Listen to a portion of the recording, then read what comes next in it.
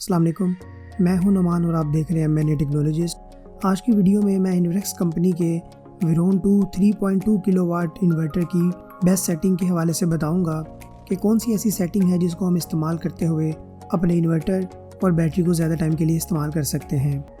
तो ये वो सेटिंग है जो मैं ख़ुद भी VM3 में पिछले 5 सालों से इस्तेमाल कर रहा हूँ और अभी तक मेरा इन्वर्टर भी ठीक चल रहा है और बैटरी भी ठीक चल रही है। तो आप देख लीजिए, इस तरह का सोलर इन्वर्टर है जो कि इन्वेक्स कंपनी का है। 3.2 किलोवाट है, पावर फैक्टर 1 हो तो ये पूरा 3200 वाट देता है। इसके साथ हमने 2 बैटरियों का इस्तेमाल किया है जो कि फूनेस कंपनी की है, जिसका मॉडल नंबर TX 1800 है और एक बैटरी हमारी 12 वोल्ट और 185 एम्पेयर की है। इस बैटरी के लिहाज से जो बेस्ट सेटिंग है वो मैं आपको बता देता हूँ। तो आइए जी, अब आप स्क्रीन के डिस्प्ले पे आ जाए। तो अभी आप देखें जी, नया इन्वर्टर इंस्टॉल किया है। इसके ऊपर ये लैमिनेशन लगी हुई है, हम इसे उतार लेते हैं। इसके ऊपर टोटल 4 बटन आ रहे हैं, जिसमें एक हमारा एंटर, एक अप डाउन और एक बैक के लिए इस्तेमाल होता है। तो हम इसमें जो लेफ़्ट एरो वाला यानी एंटर का बटन है, इसको थोड़ी देर दबा के रखते हैं। तो इसमें देखिए हमारी सेटिंग स्टार्ट हो गई है। अब हम एरो का बटन दबाएंगे तो इसमें सबसे पहले बाय डिफ़ॉल्ट USB आ रहा है। USB का मतलब है यूटिलिटी, सोलर और बैटरी। यूटिलिटी यानी कि जो हमारी गवर्नमेंट की इलेक्ट्रिसिटी है, सबसे पहले यूटिलिटी को इस्तेमाल करेगा। दूसरे नंबर पे ये सोलर को इस्तेमाल करेगा यानी कि जो सोलर से करंट आ रहा है, और तीसरे नंबर पे ये बैटरी को इस्तेमाल करेगा। लेकिन हम ये सेटिंग को इस्तेमाल नहीं करेंगे। हम एंटर का बटन दोबारा दबाएंगे और एरो की वजह से सेटिंग चेंज कर लेंगे। हम इसमें सेटिंग इस्तेमाल करेंगे SBU। SBU से मुराद है सोलर बैटरी यूटिलिटी, यानी कि सबसे पहले हमारा सोलर इस्तेमाल हो, उसके बाद हमारी बैटरी इस्तेमाल हो और उसके बाद हमारी यूटिलिटी यानी कि जो गवर्नमेंट की इलेक्ट्रिसिटी है वो इस्तेमाल हो।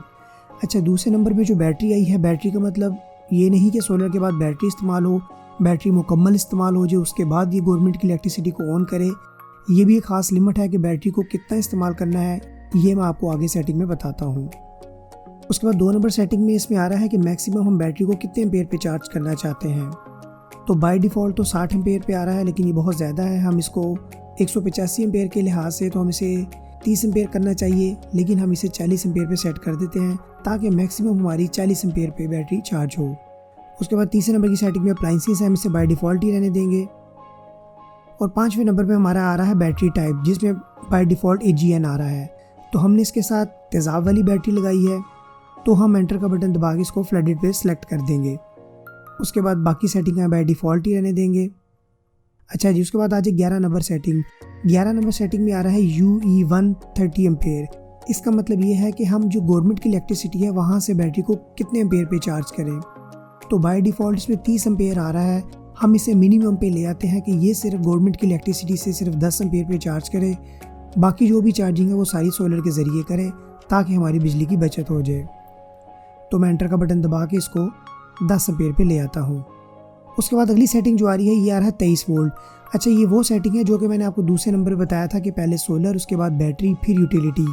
अच्छा, बैटरी को कितना इस्तेमाल करना है, ये सेटिंग में आ रहा है कि हम इसे 23 वोल्ट तक इस्तेमाल कर सकते हैं।